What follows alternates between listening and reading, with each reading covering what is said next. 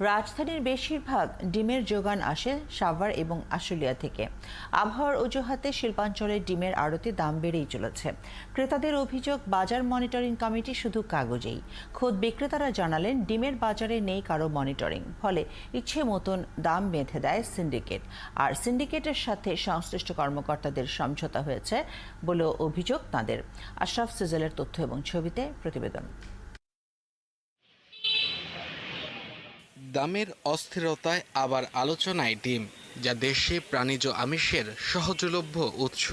আর সেই কারণেই এই দামের হেরফের ভাবায় সব শ্রেণীর মানুষকেই।